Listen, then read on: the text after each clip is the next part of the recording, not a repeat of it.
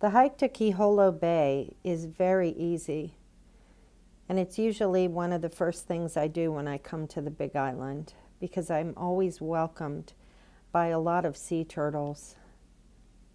It's truly beautiful.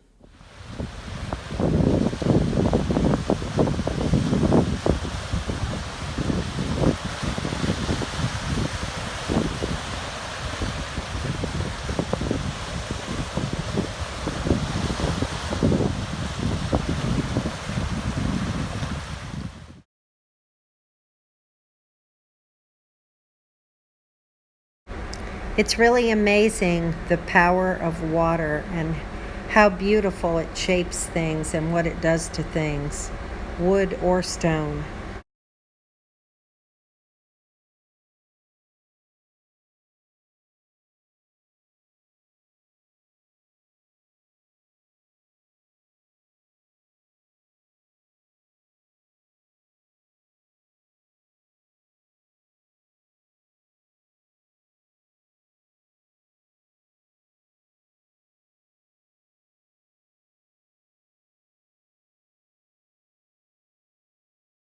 I've wanted to do this hike for years to the bottom of Pololu Valley, but it's always been rainy and muddy and yucky. I finally got a break in the weather, so off I go. I guess today was my lucky day because conditions were perfect.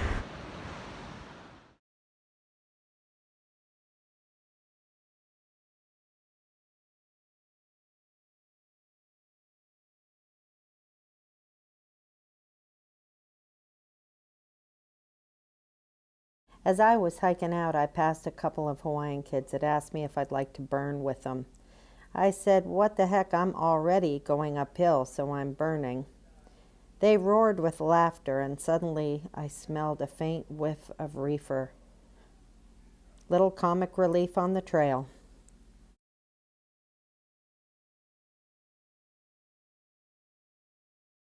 Not far from the trailhead, we were greeted to the squealing sounds of feral pigs.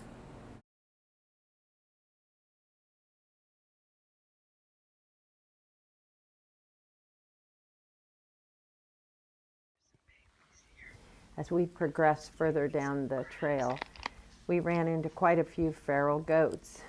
They're all over the island, but it seems they prefer the desert terrain to the lush rainforest areas. The babies are so adorable. Hi, kids. Don't let me. We've approached Captain Cook's monument by boat to snorkel, and it's amazing how many of those little guys are frolicking across an almost vertical cliff. I don't know how they do it.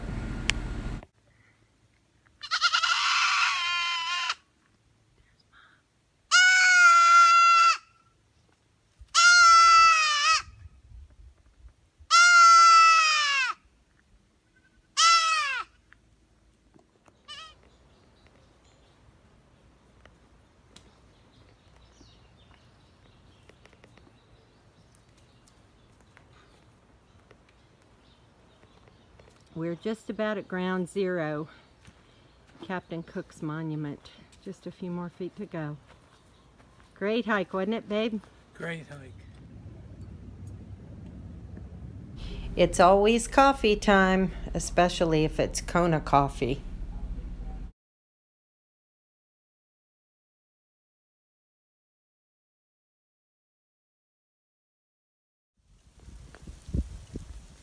Beautiful Hawaii. Say hi, Steve.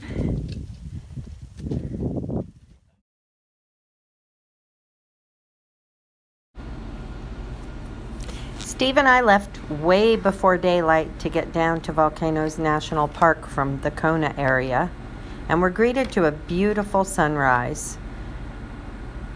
We stopped at an overlook to enjoy the views, and like all things in Hawaii, they were breathtaking. on my way to Volcanoes National Park for my backpacking trip.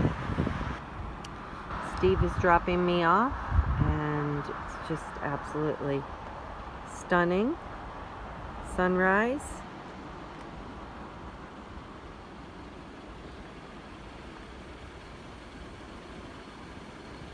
It's beautiful.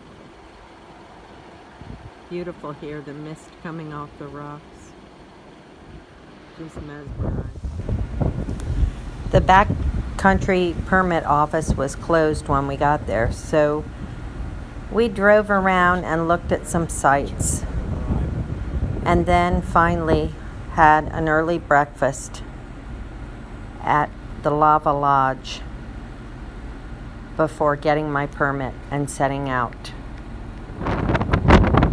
It was pretty barren in the early part of the hike, but the ecosystems changed, and soon I was hiking in a small wooded area.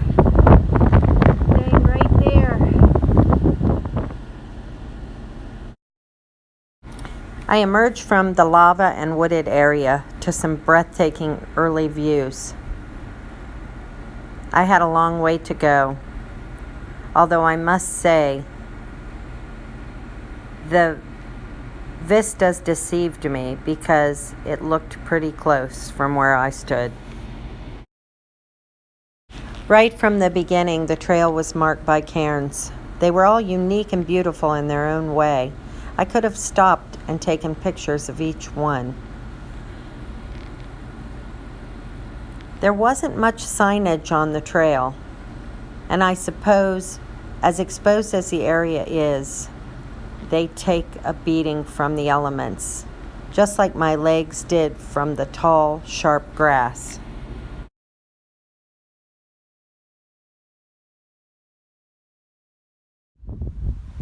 Alright, I'm sitting here with my first overlook, taking a view of Volcanoes National Park. It's just the most beautiful place in the world. I've been through quite a few systems already, coming out of the lava fields to vegetation, and I just wanted to show this really cool, out of the lava grows these beautiful, delicate plants. Gosh, it's gorgeous. Look at the ocean. It's just beautiful.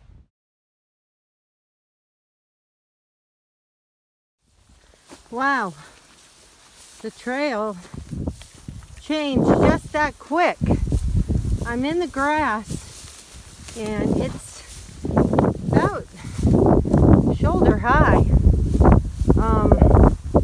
It actually is covering the cairns, but it looks like there's no other way to go except the trail. So I know that I'm not lost.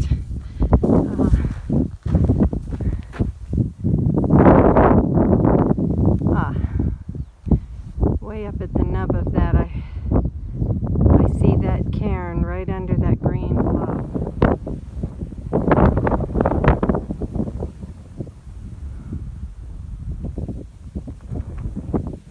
For a long while, I lost sight of the ocean and where I was going, but it's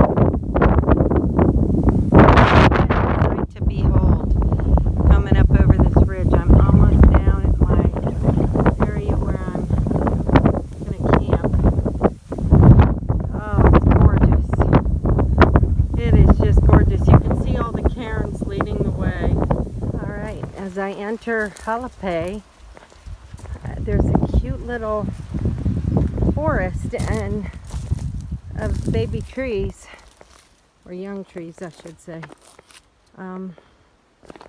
Anyway, it is leading me down to the beach, but it's a totally different ecosystem. There, that little cove is where the shelter is, and strangely enough, you come through that forest, and there's this perfectly, obviously man-made path. And man, it's just amazing, the engineering up through there. It's nothing but boulders and a cliff behind it, and there's where the path went. I didn't see a soul on my hike down to Halape, and I couldn't help but wonder as I looked at the pristine wilderness area what Captain Cook must have been thinking when he first saw the islands come into view. I enjoyed my supper looking at a beautiful sunset, but the best was yet to come. It was a moonless night without a cloud in the sky. So I put my tarp in the snakeskin so I could gaze above. It was an experience I will never forget. The stars covered the sky from horizon to horizon. They were so bright they kept me up most of the night. The Big Dipper was enormous. Its stars were as big as pie plates hanging over my face in my hammock. The sun greeted me at the opposite horizon with an equally beautiful spectacle. It took me a long time to putz around camp, have breakfast, and pack my gear. Next time, I'll spend a few days down here on the coast. I can't wait. Right now I'm on the side of this cliff, and I'm going to the shelter over there. I don't know if you can see it, and there's a water cache, and that's my last water before I head on about a 7-mile stretch, well, where there's no water. Boy, kudos to our National Park Service. They came out and actually took the lava and made a trail down this cliff face that is really nice, actually. Rocky but nice. I mean, if you had to scramble up this, it would be near impossible. Really pretty.